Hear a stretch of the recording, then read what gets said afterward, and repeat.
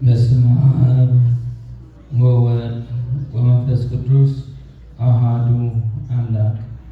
ስድራ ቤት እግዚአብሔር ብሓንዲ ባሕሪኹ ከመይ ቀኒኹ ድሓን መጺኹ እግዚአብሔር አምላኽና ቅዱስ ፈጣሪና ብሰላም ብድሓን ኣብ ቅዱስ መኣዲ ወቅዱስ ቃላት ይብልና እሞ ክብሪ ምስጋና ንስሙ ይኹን።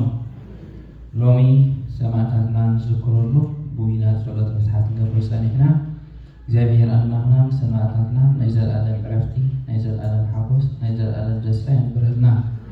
ነቶም ስድራ ቤት ቤተሰብ እግዚአብሔር አምላኽ ጽንዓት ይሃበልና።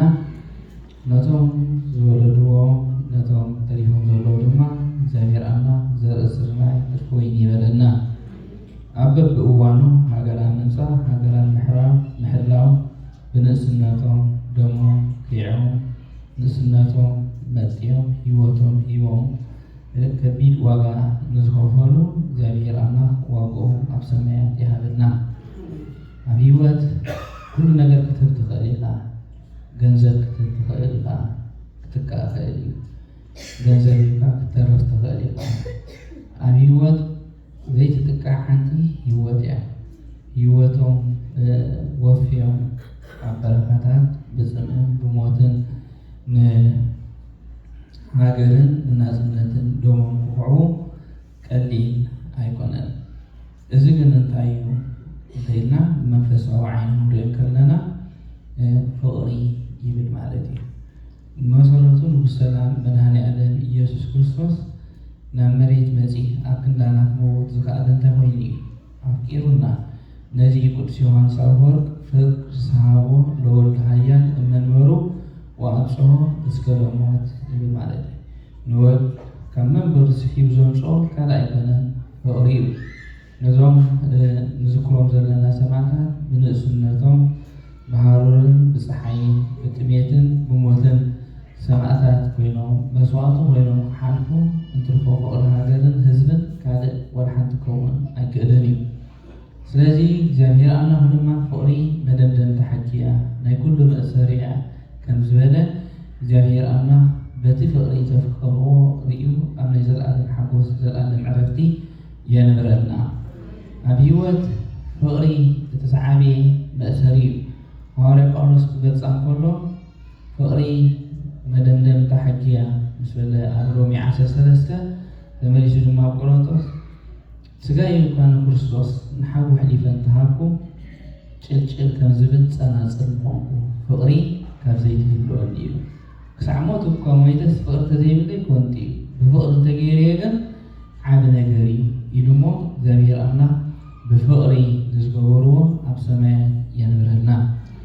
ካብዚ ነገር እዚ ኣብ ታሪክ ንምሃሮ እንታይ እዩ እንተኢሉ ብፍቕሪ በጃኻ ካልኦት ምሕላፍ ኣብ ታሪክ ናይ ቤተክርስትያንና እንተሪኢና ሓንቲ ቀላል ኣብነት ክነግረኩም እየ። ሓደ ግዜ ኣብ ሓደ ገዳም ይብሎ ሓደ እቶም ኣበምኔት ናይ ገዳም ጥራይ ዝቅድስሉ ከምዚ ልብሲ ብወርቂ ዝተለበጠ ዝላዕላዩ ፍሉይ ነይሩ ይብሎ። ንሕራይ ኩሉ ግዜ ክሪኦም ከሎ ሓደ ካብኣቶም ስሒቱ ነታ ካባ ነታ ልብሲ ሰረቓ ኢሉ። ስለዚ ብእዋኑ ስለተፈልጠት ኣብቲ ገዳም ደወል ተደዊሉ ኣዋጅ ተኣውጁ ጠፊኣ ኣላ እሞ ሕጂ ስለዝጠፍአት ከይወረደት ከላ ንኩሉት መንገዲ ዓፂና ኣለና። ስለዚ ግዝያ ዘላ ዝሰረቓ እንተሎ ይዛረብ፣ ተጋጊየ እንተሎ ይምለስ።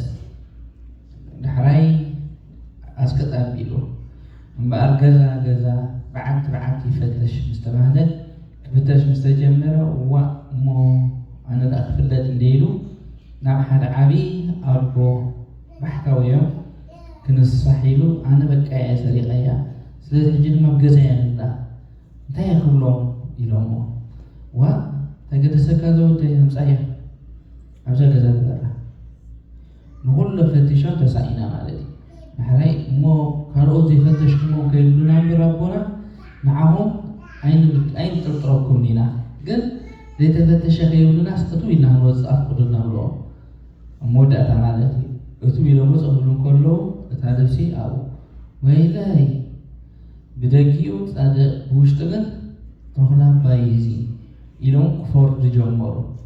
ድሕሪኡ ድሓን ሓራይትን ኣመወዳታ በልዑ ናይታ ልብሲ ወስዳ ኢሎም ካብቲ መሬት ኣልዕል ከብልዋ እንተበሉ ወይ ልብሲ እብነ ኮይና እበይ ተሰሓብካ ተበልካ ካብቲ ገዛ ምውፃእ ኣለ እኳ የቕሬታ ጸሪፍና ከመቦና እንታይ ትምስጢር ድሓን ትምስጢር በደል ብፆተይ ክሽፍን ኣነ መስዋዕት ክኸውን በጃ ክኸውን ስለዝሓረኹ እየ። ስለዚ በጃ እንተኾንካ ብሂወት መስዋዕት እንተኾንካ ብሂወት እግዚአብሔር ኣምላኽ ይሕጎሰልካ እምበር እግዚአብሔር ኣምላኽ ኣይግየካ እዩ። ስለምንታይ ብፍቕሪ ክንነብር ዝፅዋዕ ኣምላኽ እዩ ኣምላኽና። ብፍቕሪ ክንመላለስ ዝፅዋዕ ኣምላኽ እዩ ኣምላኽና። ስለዚ ነታ ልብሲ በጃ ኮይኖሞ እቲ ዝሰረቐ ከይተዋረደ ንኩሉ ውርደት ኣብ ዝባኖም ፅዒኖሞ ክርስቶስ ድማ እንታይ ገይሩ ንኩሉ ሓጢአትና ንኩሉ ውርደትና ኣበይ ኣብ ዝባኑ ፅዒንዎ ማለት እዩ። ስለዚ ኣብ ዝባንካ ኩሉ ክትፅዕኖ ቀሊል ኣይኮነን። እዞም ንኣሽቱ ዕምባባታት ቀያሕቲ ብልእስነቶም ሂወቶም ኣብ መሬት ዝወፈዩ እንታይ ኮይኖም እዮም ተተባሃለ ካልእ ኣይኮነን። በቃ ንኩሉ በደል ንኩሉ ናይቲ ሃገር ኣብ ዝባኖም ስለተሰከሞ ግፍዒ ናይ ኩሉ ኣብ ዝባኖም ስለዝፀርዎ እዮም እሞ ከምቲ ንቅዱሳን በጃ ኮንኩም ኢሉ ዘኽበረ እግዚአብሔር ኣምላኽ በጃ ኢሉ የኽብረና። ኣብዚ ድማ ንሕና ነቲ መፂ ዘሎ እግዚአብሔር ኣምላኽ ንዘለኣለን ናጽነትና ብሰላም ብድሓን ይዓቀበልና። ኣብዚ ሓደ መልእኽቲ ርኢና ናይ ሎም ትምህርትና ክንዛዘም ኢና። እቲ መልእኽቲ ብምስላት ንሪኦ ኢና። ሓደ ግዜ ቅዱስ አርሳኒዮስ መልአክ ሒዝዎ ኸይዱ ኣብ ወሰን ዓብይ ዲጋ ባሕሪ እውን ተበልናዮ ምግናን ኣይከውንን ዕትሮ ሒዙ ክመልእ ደልዩ ማይ ሓደ ሰብኣይ ይርኦ። እቲ ዕትሮ ቀዳድ ካብቲ ማይ እንታይ ገብር ካብቲ ውቅያኖስ ይቐድሕ ትሚሉ እቲ ዕትሮ እኮ ቀዳዲ አርሳኒዮስ እንታይ ዝገብር ዘሎ ወይ ዕትሮ መዕረየ ትሚሉ ልምዓት ከም ዝገብር ቀድሕ ውዕል ትመልእ ትኽእል ዕትሮ ትመልእኒ ድሕራይ ድሓን ሓዛብ ልብኻ ኢልዎ ካልኣይ ድማኒ ሓደ ዕንፀይቲ ዝፍልፅ ትርእይዎ ዕንፀይቲ ይፍልፅ እሞ ክስከሞ ይልፍትን ተበለ በዚሑ ይቆብዶ ድሕሪ እንታይ ገብር መሊሱ ዕንፀይቲ ይፍልፅ ውስኾሎ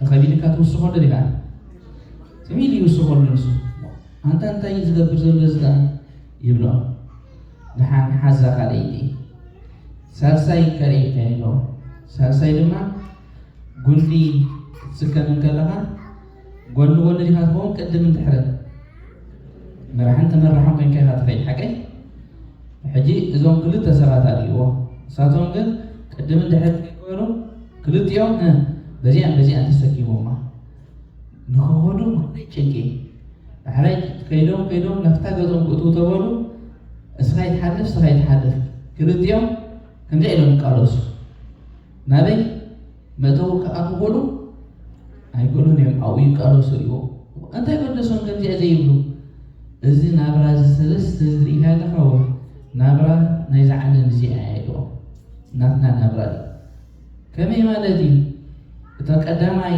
ካብ ባሕሪ ኣምፂኡ ዝመልእ ኣብ ቤተክርስትያን ዝውዕል ቃል እግዚአብሔር ዝሰምዕ ደስ ዝብሎ በቃ እቱም ሰበሎ ነፍሱ ግን ኣይንስሓሉ ኣይፀልየሉ ኣይሰግደሉ በዚ እትዩ ጥዑም እናበለስ በይናይ ውፅኦ ይጉሕፎ ማለት እዩ መዋእቱ እዚ ከምዚ ዓይነት ሰብ ክመልእ ኣይክእልን እዩ እቲ ኩሉ ዝተቐበሎ እውን ወላ ሓንቲ ይጠቕሞን እዩ ኣቲ እንታይ ዝኸውን ይጓሓፍ እዩ ዘሎ ኢልዎ እዚኦም ቶም ሓደ ዓይነት ሰባት እዮም ኢልዎ እቶም ካልኣይ ዓይነት ሰባት ድማኒ ዕንፀይቲ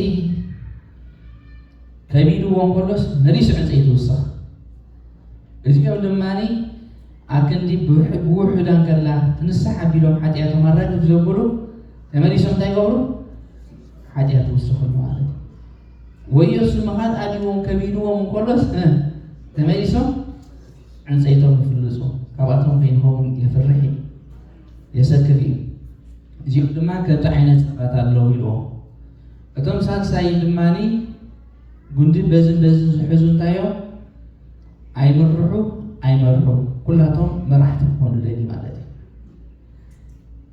ከምኡ ምስ ኮኑ ድማ እንታይ ይኸውን እቲ ሓደ ከይልብል እቲ ሓደ ከይልብል ናብ ክልቲኦም ናብ ሰውሒ ናብ መዕረፊ ክበዝሑ ይኽእሉ ኣይክእሉን እዮም ንሓድሕቶም ክጠማመቱ ፍቕሪ ዘጥፍኡ ኣሕዋት እዮም ኢልዎም ማለት እዩ እግዚአብሔር ካብ ከምዚ ይሰውረና ስለዚ ካብዘን ሰለስተ ካበየኖት ከይንኸውን ክንጥንቀቕ ኣለና ወይ ህይወትና ከምቲ ቀዳማይ ድዩ ከምቲ ካልኣይ ድዩ ከምቲ ሳልሳይ ድዩ ኣበይ ኣለና ኢልና ክንሓስብ ይግባእ እቲ ሳልሳይ ብፍቕሪ እስኻ ሕለፍ ኣነ ክተርፍ እንተዝብሉ ናበይ ማእተው ናብ ቤት ንበፅሑ ነይሮም ሓደ ግን እስኻ ይትሓልፍ ብል እስኻ ይትሓልፍ ብል ኣኺልዎ እስኻ ይትሓልፍ ኒኻ ክብል ሓደ እስኻ ይትሓልፍ ኒኻ ክብል ኣብ ክርክር እሞ ኣነ ተሰኪሞም ከለዉ ሂወቶም ዓረብ መንህሰ ክልቲኦም እንታይ ገይሮም ዘለዉ ተሰኪሞም እዮም ዘለዉ ከምኡ ድማ ወዲ ሰብ እስኻ ሕለፍ